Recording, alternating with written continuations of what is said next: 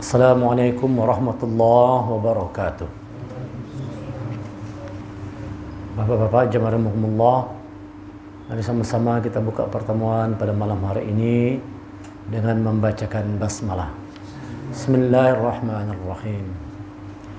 Innal hamdalillah nahmaduhu wa nasta'inuhu wa nastaghfiruh wa na'udzu billahi min shururi anfusina ومن سيئات أعمالنا من يهد الله فلا مضل له ومن يضلل فلا هادي له أشهد أن لا إله إلا الله وأشهد أن محمدا عبده ورسوله لا نبي بعده اللهم صل وسلم على محمد رسول الله وعلى آله وصحبه ومن تبعه ووله إلى يوم القيامة رب اشرح لي صدري ويسر لي أمري واحلل عقدة من لساني يفقه قولي رب زدني علما وارزقني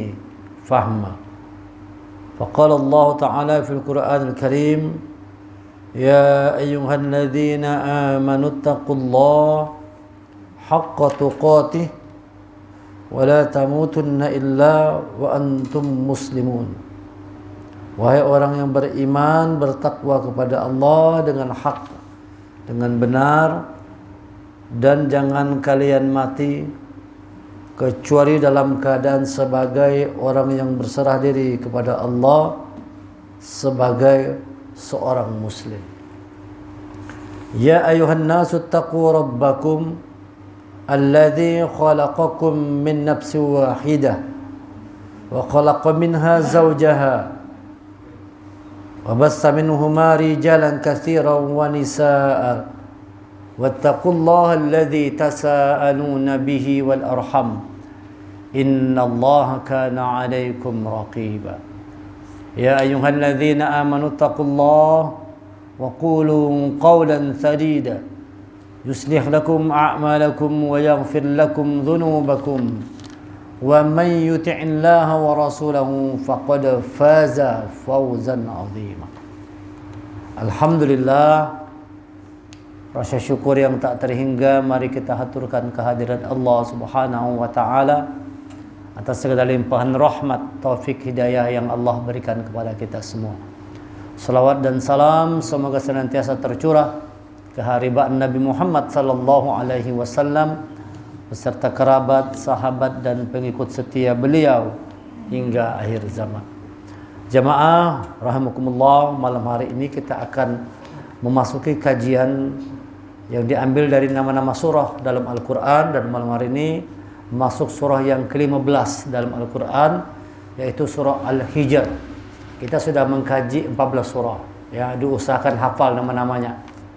Al-Fatihah, kedua Al-Baqarah, ketiga Ali Imran, keempat An-Nisa, kelima Al-Maidah, 6 Al-An'am, 7 Al-A'raf, 8 Al-Anfal, 9 At-Taubah, 10 Yunus, 11 Hud, 12 Yusuf, 13 Ar-Ra'du, 14 Ibrahim, 15 Al-Hijr.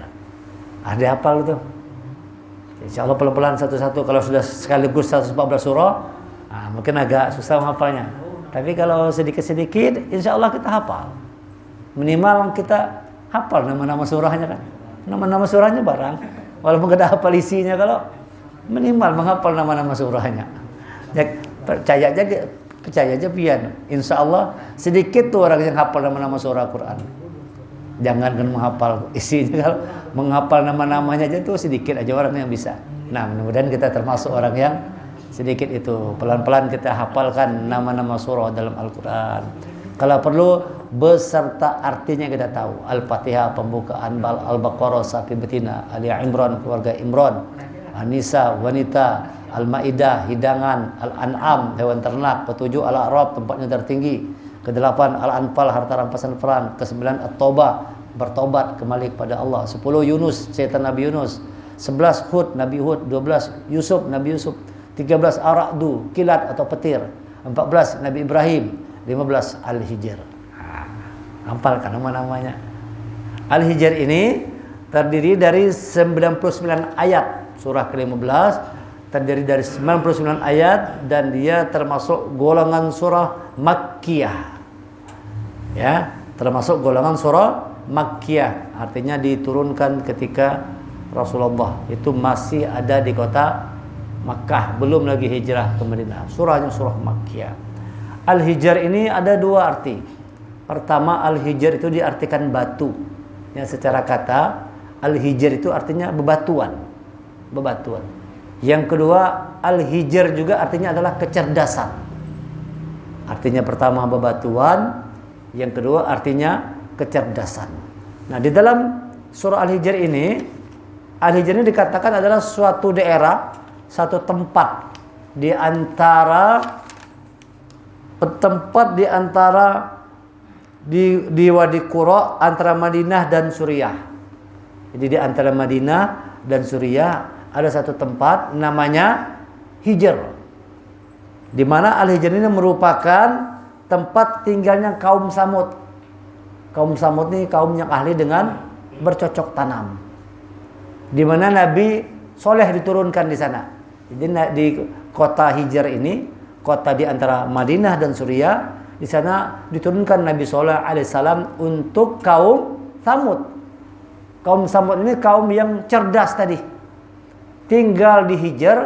Dikatakan dia negeri Hijr karena memang bebatuan aja. Mekah itu kan bebatuan, Madinah itu bebatuan. Tapi hebatnya, karena kecerdasan kaum Samud ini, walaupun dia tinggal di negeri yang penuh dengan bebatuan, tapi bisa bercocok tanam. Ya kalau Pak Sulah, hebat nih. Sekarang di Mekah gitu, Taif itu bebatuan tapi bisa orang sana bercocok tanam. Sayur-sayuran tumbuh di sana, buah-buahan tumbuh. Kalau kita lihat kayak apa caranya? Nah, itu kan perlu kecerdasan tuh. Sekarang lebih hebat lagi. Gurun pasir itu bisa tumbuh pertanian sekarang. Dengan teknologi orang-orang Arab yang canggih, dia bisa membuat pertanian di daerah gurun pasir. Di Jepang juga kayak gitu katanya. Gurun pasir. Ya kan, gurun pasir yang biasa itu bisa ditumbuhi dengan pertanian. Ini artinya orang-orang yang mampu bertahan hidup di daerah yang sulit, di daerah yang tandus, yang kering bebatuan, perlu kecerdasan untuk bisa bertahan hidup di sana. Itu karena sebab itulah Al-Hijr itu diartikan dengan bebatuan, tapi juga diartikan dengan kecerdasan. Kalau kita kaitkan bahwa orang yang mampu bertahan hidup di negara yang bebatuan, yang kering, yang tandus, perlu kecerdasan untuk bisa bertahan hidup di tempat seperti itu. Nah, sedangkan kita di tempat yang subur, makmur, tapi rakyatnya kasihan benar. Ya kalau karena pejabatnya kurang pintar, atau mungkin pintar tapi memintar orang. Bikin kereta cepat, jaraknya cuma 140 km, habis duit 113 triliun. Orang Arab bikin kereta api cepat sama, jaraknya 1500 km, habis 112 triliun. Ayo, 10 kali lipat. Anggap aja kita misalnya 150 km, ya kan? Ini kan 142 aja. Orang Mekah membangun 1500 km hanya menghabiskan biaya 112 triliun. Orang Indonesia mau olah 150 km aja kada sampai 142. Habis 113 triliun. Ayo bayangkan. Pintar tak ada tuh? Makal orang pintar, makal. Nyata sudah makal sudah. Iya, pintar tapi makal orang. Orang Arab sama, mau kereta cepat juga. 1500 kilo. 112 triliun aja. Ini Indonesia cuma 140 kilo habis 113 triliun. Ayo. Nah, ini namanya orang yang pintar tapi makali. Na'udzubillah. Nah, itulah kita hidup negara yang subur, makmur. Orang Arab, pernah Raja Arab ke Indonesia, ke Bogor, dia bilang Indonesia ini surga Indonesia ini. Dilihatnya sungai-sungai yang mengalir kan, tanaman hijau itu kan surga gitu kan. taman-taman surga kan, taman-taman surga mengalir, enak suasana dingin teduh, bandingkan Arab. Batu-batuan segala macam. Tapi orang Arab sugih. Sumbernya minyak aja. Minyak aja sumbernya.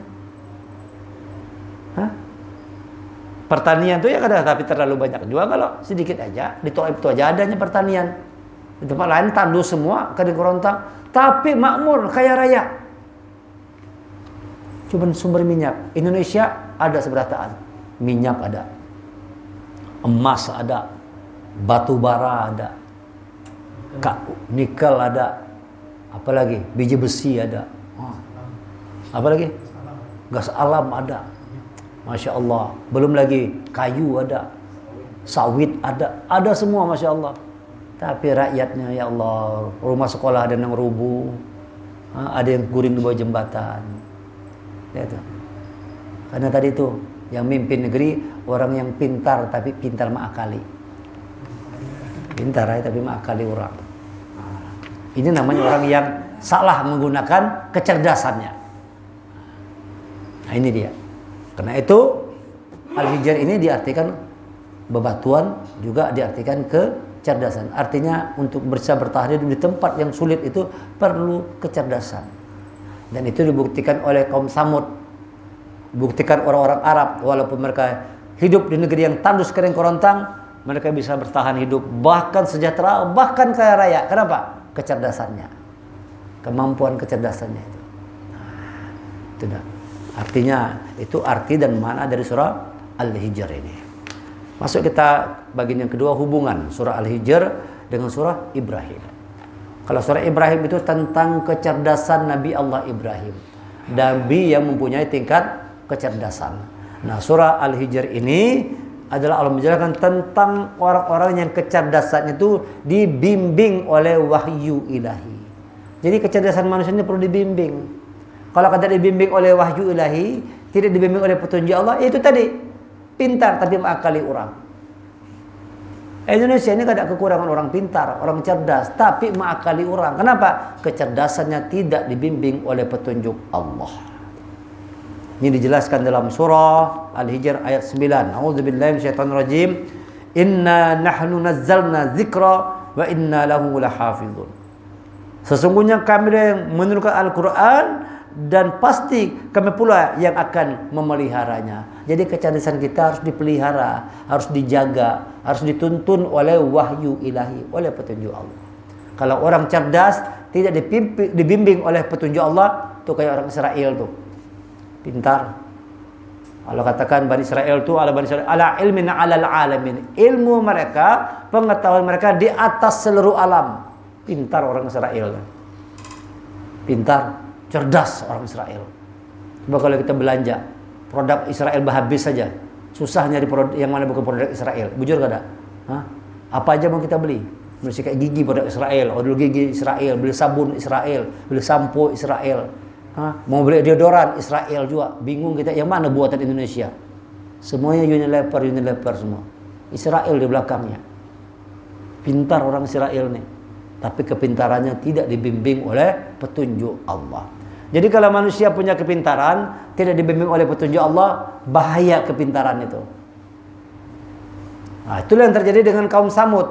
Pintar, hebat, pertanian maju, tapi tidak dibimbing oleh petunjuk Allah. Mereka durhaka, minta tolong dengan Nabi Soleh. Nah, coba kalau bagi Nabi Soleh dengan mukjizatnya keluar onta dari batu-batuan tadi. Nah, karena negeri Hijr itu bebatuan. Nabi Soleh berdoa kepada Allah, maka Allah keluarkan onta dari batu. Kata Nabi Soleh, kalian boleh minum susunya, tapi ontanya jangan dibunuh. Oleh kaum Samud dibunuhnya onta tadi. Kalau orang jahat, karena kepintarannya tidak dibimbing oleh petunjuk Allah. Jadi manusia ini kalau punya kepintaran, tapi tidak dibimbing oleh petunjuk Allah, berbahaya. Membahayakan dirinya, bahkan bisa membuat bahaya orang lain. Itulah yang terjadi dengan negeri kita nih. Bukannya orang bodoh, orang pintar semua. Yang mimpin negeri ini hebat.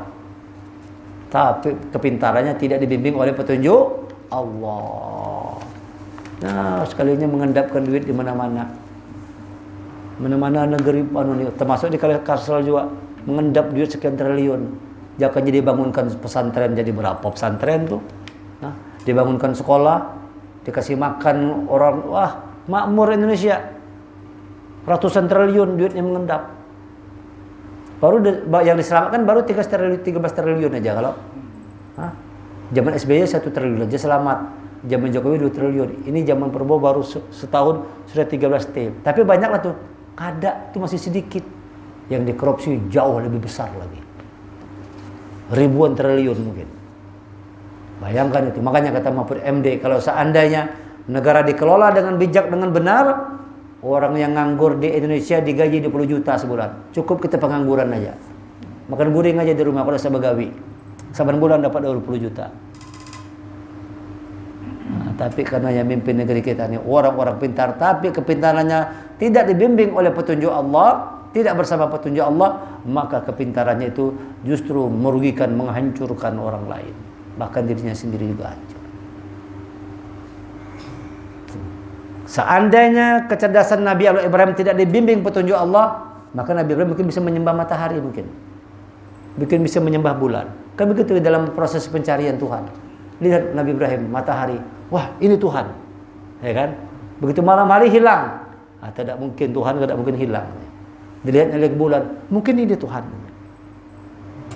Nah, pas siang hilang, pulang bulan, lain ini teh. Baru dia simpulkannya, Tuhan itu, Allah itu adalah yang membuat semuanya ini. Nah, lihat kecerdasan Nabi Ibrahim dibimbing oleh petunjuk Allah. Bani Israel cerdas tapi tidak dibimbing oleh petunjuk Allah. Qarun itu cerdas, aku kaya ini karena aku pintar, tapi kata Qarun, aku sugih ini karena aku pintar. Memang cerdas Qarun, memang cerdas Firaun, tapi kecerdasannya tidak dibimbing oleh petunjuk Allah, maka dia menjadi orang yang berbahaya, menghancurkan orang lain. Begitulah orang Israel juga, dibikinnya bom, dihancurkannya orang lain. Tadinya pintar, tapi kepintarannya tidak dibimbing oleh petunjuk Allah. Nah, ini dia hubungan surah Ibrahim dengan surah Hijr. Kalau Ibrahim tentang kecerdasan Nabi Allah Ibrahim, maka surah Hijr ini kata Allah, kecerdasan manusia itu harus dibimbing oleh petunjuk Allah. Diberi contoh, lihat Nabi Allah Ibrahim punya kecerdasan, tapi kecerdasannya dibimbing oleh wahyu, dibimbing oleh petunjuk Allah. Nah, sehingga kecerdasan itu tidak membuat orang malah sesat. Banyak orang pintar, banyak orang hebat, tapi karena tidak ada petunjuk Allah, sesat karena kepintarannya justru. Justru semakin pintarnya semakin sesat dari jalan Allah. Na'udzubillahi min dzalik. Kemudian selanjutnya pesan-pesan penting dari surah Al-Hijr ini. Yang pertama itu tadi, jadikan kecerdasan kita senantiasa dalam bimbingan petunjuk Allah. Jadikan kecerdasan kita itu senantiasa dibimbing oleh petunjuk Allah. Bagaimana caranya? Baca Quran, gunakan akal kita ini, kecerdasan kita ini, sebagiannya juga kita gunakan untuk memahami petunjuk Allah. Pakai otak kita, pakai akal kita, pahami petunjuk Allah. Baca Quran, pahami, amalkan dalam kehidupan. Gunakan akal pikiran kita ini agar akal kita, kecerdasan kita selalu dalam bimbingan petunjuk Allah Subhanahu wa ta'ala. Inna nahnu nazzalna dzikra wa inna lahu lahafizun. Sesungguhnya kami yang menurunkan Al-Quran, kami juga yang akan menjaganya. Maka jagalah diri kita. Jaga salah satunya kecerdasan yang Allah titipkan kepada manusia, kepada kita, jaga dengan petunjuk Allah. Tidak mungkin orang bisa hebat kalau tidak punya kecerdasan, ya kan? Semua nabi cerdas. Pemimpin mau jadi pemimpin itu harus cerdas. Kalau tidak jadi cerdas itu menghancurkan, merusak aja. Jadi orang ini kalau bodoh berbahaya, ya kan? Bodoh berbahaya juga. Nah, tapi kalau orang cerdas tidak dibimbing petunjuk Allah, ini bisa lebih berbahaya lagi. Ini bisa lebih berbahaya lagi. Maka kata Allah, pesan yang pertama, berikan bimbingan tuntunan kepada kecerdasan kita itu atas dasar bimbingan wahyu ilahi, petunjuk Allah. Itu yang pertama. Yang kedua, gunakan kecerdasan kita Gunakan akal pikiran yang Allah berikan kepada kita sebagai alat untuk mendapatkan kebahagiaan dunia dan akhirat. Baru benar. Orang dikasih Allah kepintaran, kecerdasan, tapi kepintarannya itu digunakannya untuk meraih kebahagiaan dunia dan akhirat. Baru namanya orang yang cerdas. Ya, kalau orang cuma nyaman di dunia, akhirat masuk neraka, bodoh. Ulaika humuz zalimun. Mereka lah orang-orang yang zalim. Mereka lah orang-orang yang bodoh, yang hanya menggunakan akalnya itu untuk mencari kesenangan hidup dunia. Bodoh dia. Dia mencari mati-matian sesuatu yang tidak akan pernah nanti dibawanya mati. Kalau dibawanya mati, apa yang dicarinya? Ngumpulkan duit triliun-triliunan, dibawa mati gak ada? Ada mati. Itu kan orang bodoh namanya. Al-Quran mengatakan, apa yang kamu simpan untuk kekayaan dirimu sendiri justru akan menjadi bahan bakar kita nanti di neraka. Yauma yuhma fi nari jahannam fatukwa biha jibahuhum wa junubuhum wa zuhuruhum hadza ma kanastum li anfusikum fadzuqu ma kuntum taknizun. Surah At-Taubah ayat 35. Ingatlah pada hari ketika emas dan perak dipanaskan dalam neraka jahanam, lalu dengan itu disetrika dahi, lambung dan punggung mereka, seraya dikatakan kepada mereka, inilah harta bendamu yang kamu simpan untuk dirimu sendiri, maka rasakanlah akibat dari apa yang kamu simpan itu.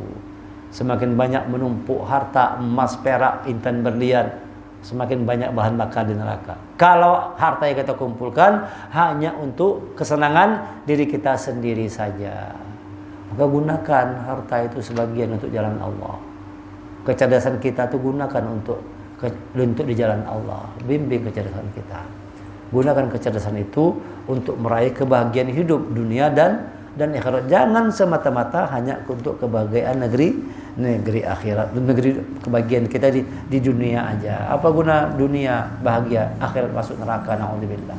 Kita usahakan Rabbana atina fid dunya hasanah wa fil akhirati hasanah wa qina adzabannar. Kita minta kepada Allah selamat dunia, selamat negeri akhirat. Ayat 88. Ya, surah Al-Hijr. A'udzubillahi minasyaitonir rajim. La tamuddanna 'ainaika ila ma matta'na bihi azwajan minhum wa la tahzan 'alaihim wakhfid janahaka lil mu'minin. Jangan sekali-kali engkau Muhammad tujukan pandanganmu kepada kenikmatan hidup yang telah kami berikan kepada beberapa golongan di antara mereka orang kafir, dan jangan engkau bersedih hati terhadap mereka, dan berendah hatilah engkau terhadap orang yang beriman. Jadi kata Allah, wahai Muhammad, jangan sampai engkau tujukan pandanganmu itu kepada kenikmatan hidup yang diberikan Allah kepada orang kafir. Kadang-kadang kita gitu, kalau nyaman benar orang kafir tuh. Ya kalau nyaman bandarnya orang kafir, nyaman benar orang-orang Cina, bos-bos tuh, sugih-sugih, nyaman benar hidup. Tapi pasti masuk neraka. Kata Allah, jangan kau tunjukkan pandanganmu kepada orang-orang yang hidupnya hanya untuk mencari kenikmatan hidup dunia. Nah, kita orang beriman, dunia nikmat, di akhirat nikmat juga. Orang kafir kan ada, yang penting dunia aja. Kata Allah, jangan kau tunjukkan kepandangan kepada orang kafir. Memang Allah beri mereka hidup dunia itu nikmat, tapi di akhirat mereka tidak dapat apa-apa lagi. Illan nar, kecuali neraka. Orang beriman harus berusaha berjuang bagaimana caranya selamat di dunia, selamat di akhirat. Itu baru namanya orang cerdas. Itu baru namanya cerdas. Di dunia kita selamat, di akhirat selamat juga. Itu cerdas. Tapi kalau orang bodoh, dunia aja selamat, akhirat celaka. Nah, dunia aja selamatnya. Selamat dunia maksudnya memang hidupnya berlimpah-limpah, harta kekayaan segala macam. Tapi di akhirat mereka tidak dapat apa-apa lagi. Begitu nanti orang masuk neraka, dia merasakan bahwa selama ini dunia nikmat itu tidak ada apa-apanya. Ketika ditanya malaikat, apakah kau merasakan kenikmatan? Tidak pernah sama sekali ya. Saking beratnya siksa neraka.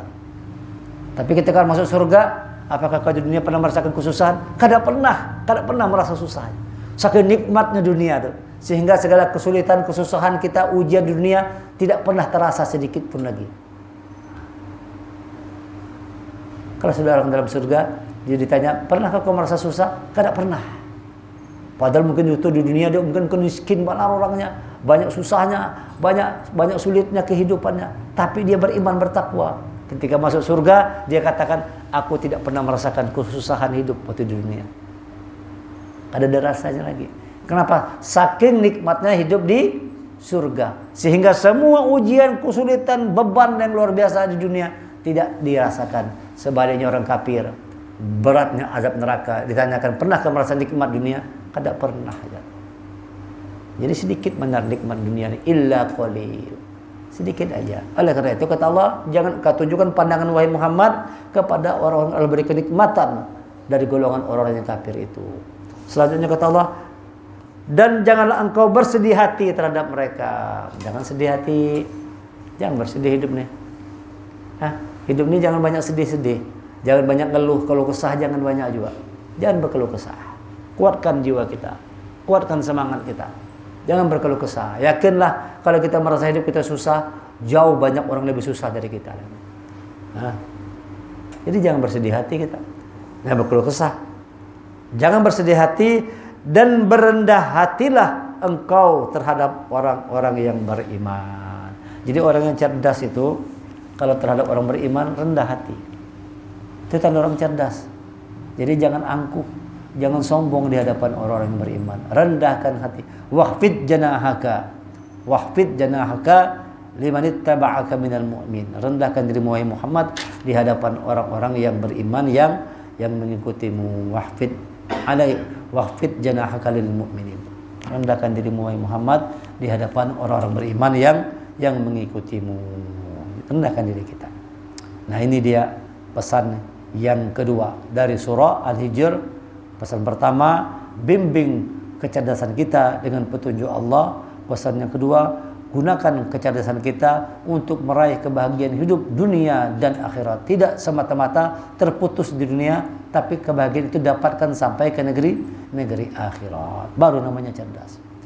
Yang terakhir, yang ketiga, berhati-hatilah dengan kecerdasan palsu. Ada kecerdasan yang buju-buju, cerdas itu selamat dunia akhirat. Tapi ada kecerdasan palsu. Orang kalau kecerdasan palsu itu apa yang terjadi? Angkuh, sombong, serakah. Nah, itu orang memang cerdas, tapi palsu kecerdasannya. Banyak kan orang gunakan kecerdasannya untuk serakah dunia. Contohnya banyak benar sudah. Itulah yang sekarang terjadi di negeri kita nih. Orang-orang pintar tapi meminta dari orang lain. Orang-orang cerdas tapi serakah dengan dunia. Dia gunakan kepintarannya, ilmunya itu untuk meraih keuntungan dunia yang sebanyak-banyak. Maka kecerdasan seperti itu, walaupun tak dia yang cerdas, sesungguhnya kecerdasannya adalah kecerdasan palsu. Kecerdasan palsu itu menjadikan orang sombong, sementara kecerdasan yang benar, yang hakiki, yang hak, menjadikan orang rendah hati, sebagaimana Rasulullah tadi. Rendah hatilah engkau Muhammad. Orang cerdas itu pasti rendah hati. Sementara orang yang kecerdasannya palsu, sombong dengan kecerdasannya. Kita lihat surah Al-Hijr dari ayat 31 sampai ayat ke-39. Ini cerita tentang makhluk yang sombong. Illa fasajadal malaikata kulluhum ajma'un. Maka bersujudlah para malaikat itu semuanya bersama-sama. Illa iblis aba ayyakuna ma'as sajidin. Kecuali iblis ia enggan ikut bersama-sama para malaikat yang sujud itu. Qala ya iblis ma laka alla takunu ma'as sajidin. Dia Allah berfirman, wahai iblis, apa sebabnya kamu tidak ikut sujud bersama mereka? Qala lam akul li asjuda li basharin khalaqtahu min salsalin min hama'in masnun. Ya, iblis berkata, aku sekali-kali tidak akan sujud kepada manusia yang engkau telah menciptakannya dari tanah liat, kering, dari lumpur hitam yang diberi bentuk.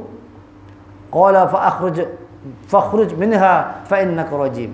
Dia Allah berfirman, kalau begitu keluarlah dari surga karena sesungguhnya kamu terkutuk. Nah, kata Allah kepada iblis, karena iblis tidak mau sujud, sombong, merasa dirinya lebih hebat daripada Nabi Adam. Adam dari tanah, aku dari api. Khalaqtahu min nar wa khalaqtahu min tin. Adam itu dari tanah, aku dari api. Lebih mulia aku, lebih hebat aku, pintaran aku, lebih soleh aku, lebih baik aku. Jar iblis. Maka dia dikutuk oleh Allah disuruh keluar dari surga. Wa inna 'alaika la'nata ila yaumiddin. Wa inna 'alaika la'nata ila yaumiddin, dan sesungguhnya kutukan itu tetap menimpamu sampai hari kiamat. Qala rabbi fa'anzirni ila yaumi yub'atsun. Iblis berkata, wahai Tuhanku, kalau begitu maka berilah penangguhan kepadaku sampai hari manusia dibangkitkan. Qala fa innaka minal munzirin. Allah berfirman, baiklah, maka sesungguhnya kamu termasuk yang diberi penangguhan. Dia kasih Allah waktu. Kalau kayak itu beri aku waktu. Jangan matikan aku sampai hari kiamat. Jadi iblis setan kan ada mati-matinya. Hidup terus sampai hari, karena memang dia minta dikabulkan Allah. Itulah buktinya Allah itu Maha Pengasih, Maha Penyayang. Iblis saja minta dikabulkannya. Baik Allah, karena kau sudah tetap aku sebagai orang yang terlaknat, sebagai makhluk yang terlaknat, beri aku penangguhan sampai hari kiamat. Allah mengabulkan. Maka Allah pun mengabul. Baiklah, maka sesungguhnya kamu termasuk orang beri penangguhan. Ya kan? Sampai hari yang telah ditentukan. Inla yaumil waqtil ma'lum, sampai hari telah ditentukan. Qala rabbi bima aghwaytani la uzayyinanna lahum fil ardi wa la ughwinahum ajma'in. Iblis berkata, Tuhanku, oleh karena engkau telah memutuskan bahwa aku sesat, aku pasti akan jadikan kejahatan terasa indah bagi mereka di bumi, dan aku akan menyesatkan mereka semuanya. Ini sudah pernyataan perang dari iblis. Ya kan? Kalau sudah begitu, ya Allah, berikan aku waktu penangguhan, maka aku buat manusia itu kejahatannya terasa indah. Jadi ada orang berbuat jahat tuh dia merasa indah. Nyaman. Berbuat maksiat nyaman. Minum alkohol nyaman. Berjudi nyaman, enak. Berzina enak, nyaman. Koruptor nyaman, indah. Perbuatan buruknya dibuat iblis terasa indah. Itu kerjaan iblis kayak gitu. Dibuatnya perbuatan buruk kita terasa indah. Mau menyambati orang tuh nyaman mana rasanya. Wah, bandir orang. Wah, bahagia. Sampai tertawa pulang. Oh, iya diseru-seru. Wah, luar biasa. Gibah kumpul di pos jaga, gibah aja gawian. Dan terasa indah. Nyaman aja. Apa yang digawi itu terasa nyaman, indah. Itulah kerjaan iblis. Dibuatnya perbuatan jahat itu terasa indah, dan aku akan menyesatkan mereka semuanya. Iblis memang makhluk yang pintar, cerdas. Tapi kecerdasannya palsu. Kenapa? Kecerdasannya membuat dia menjadi sombong. Banyak orang pintar tapi sombong dengan kepintaran. Sombong. Pintar tapi sombong. Yang kayak Korun. Pintar tapi sombong. Yang kayak Fir'aun. Pintar tapi sombong. Nah sekarang juga kayak itu. Muar Bandar dulu melihatnya kalau sudah berpandir di apa namanya, di media itu kita dengar si LBP itu. Itu pintar tapi sombong luar biasa. Kadang mati-mati pulang orang tuh. Menyumpah mana kita. Oh ngaji ini orang luar biasa benar. Betul-betul syayatinal ins dalam Quran itu. Setan manusia. Sombong luar biasa. Sombong luar biasa. Pintar memang. Merasa dirinya aja yang kada tersentuh hukum di Indonesia. Merasa kada ada orang yang wani namanya. Sekarang sudah mulai. Mudah-mudahan hanya merasa juga tuh. Jangan sombong. Biasanya dan Qurannya pada akhirnya orang yang sombong tuh hancur pada akhirnya. Fir'aun hancur, mati di telan lautan. Korun mati di telan bumi. Haman pintar, mati sambar petir. Orang-orang pintar tuh dibinasakan oleh Allah juga. Mudah-mudahan yang ini kayak itu juga. Sombong mana, luar benar lihatnya. Tukang kira ya. Biang kerok yang menghancurkan Indonesia nih kalau otak bikin uus kan itu juga kalau orangnya luar benar kita. Nah itulah memang kepintaran tidak dibimbing oleh petunjuk Allah. Jadi kalau orang pintar tapi tidak ada petunjuk Allahnya bahaya. Kecerdasan palsu itu membuat manusia angkuh, sombong, serakah dunia. Beda dengan kecerdasan yang hak. Kecerdasan yang hak, yang benar itu sebagaimana Rasulullah membuat orang menjadi orang yang jujur, menjadi orang yang rendah hati, menjadi orang yang amanah, menjadi orang yang dapat dipercaya, menjadi orang yang cerdas, amanah, fatalah cerdas, menjadi orang yang menyampaikan yang benar-benar, yang hak-hak, yang batil-batil, tidak mencampurkan hak dengan yang batil. Itu namanya orang cerdas. Hidup di atas petunjuk Allah. Kecerdasan palsu memang pintar, memang cerdas, tapi justru kecerdasan itu membuat dia menjadi makhluk yang sombong, sebagaimana iblis ini. Sebagaimana iblis, sombong dia. Na'udzubillah. Jadi dan iblis ini dia hanya akan menyesatkan orang-orang yang menjadi pengikutnya aja. Kan gitu kan? Iblis hanya menyesatkan orang-orang menjadi pengikutnya aja. Minta penangguhkan itu.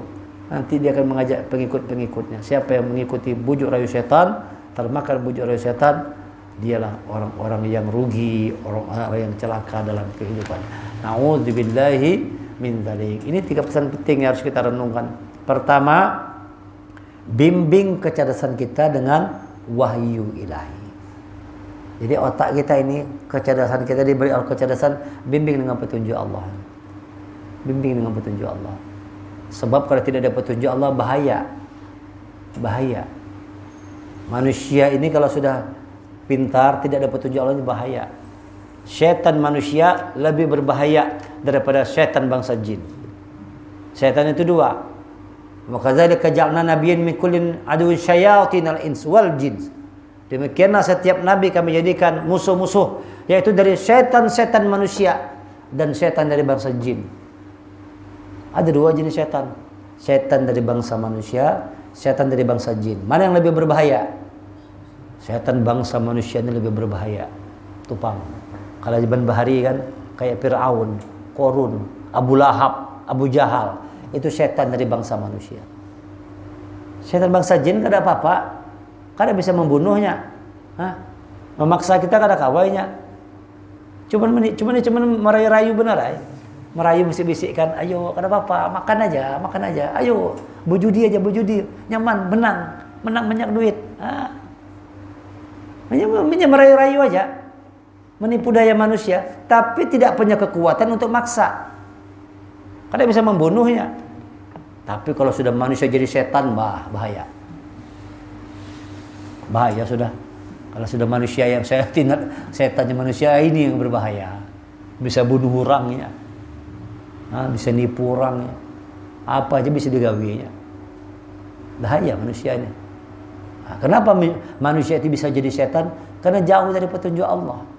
Wa may ya'shu ajr rahman nuqayyid lahu syaitanan fa huwa lahu qarin. Barang siapa orang berpaling dari pengajaran Allah Maha Rahman itu Al-Qur'an, kami biarkan setan menyesatkannya, dan setan itulah menjadi teman karibnya. Jadi sahabatnya. Surah Az-Zukhruf ayat 36. Maka setan itu menyesatkannya, dan setan itu menjadi teman karibnya. Namun kita berkawan sama setan, lama-lama jadi setan lah. Ya kalau kan gitu logikanya. Kalau kita berkawan sama dengan tukang maling, lama-lama bisa buat maling juga. Nah, berkawan sama pejudi, awalnya kada berjudi, berkawan sama pejudi, lama-lama berjudi juga. Berkawan sama orang minum alkohol, lama-lama tuh umpat. Berkawan sama perokok, Ayuna, sebatang aja, ada apa? Sebatang aja. Aku kada perokok, kada. Ada apa? Coba. Nah, lama-lama jadi perokok juga. Kan berkawan dengan perokok. Itu dia. Jadi kawan kita ini menentukan. Nah, kalau kata Allah, yang orang yang jauh dari Quran, kami biarkan setan menyesatkannya, setan itu menjadi temannya. Nah, lama-lama berteman dengan setan, lalu dia menjadi setannya. Namanya syayatinal ins, setan dari jenis manusia. Karena itu kata Allah, bimbing akal kita ini, kecerdasan kita dengan petunjuk Allah. Yang kedua, gunakan kecerdasan yang Allah berikan kepada kita untuk mendapatkan kebahagiaan negeri, dunia dan akhirat. Jangan dunia aja. Jangan dapat nikmat dunia, dapatkan nikmat dunia dan akhirat. Yang ketiga, berhati-hatilah dengan kecerdasan palsu. Ada kecerdasan palsu. Apa tandanya kecerdasan palsu ini? Dengan kecerdasan itu dia menjadi orang yang sombong dengan kepintarannya. Kecerdasan itu palsu berarti. Kalau kecerdasan yang hak, yang benar, dengan kecerdasannya dia menjadi orang yang rendah hati, menjadi orang yang baik. Sebagaimana Rasulullah, fatonah, cerdas, tapi benar kecerdasannya, hak kepintarannya itu. Mudah-mudahan kita dapat mengamalkan ya, membimbing pikiran kita bersama dengan petunjuk Allah. Hati-hati, waspadai kecerdasan palsu yang bisa menipu kita semua. Akibatnya kita semakin jauh dari Allah. Gunakan Al-Quran ini dengan kepintaran kecerdasan kita, semakin dekat dan semakin bertakwa kepada Allah. Subhanaka wa bihamdika asyhadu an la ilaha illa anta astaghfiruka wa atubu ilaik. Assalamualaikum warahmatullahi wabarakatuh. Insyaallah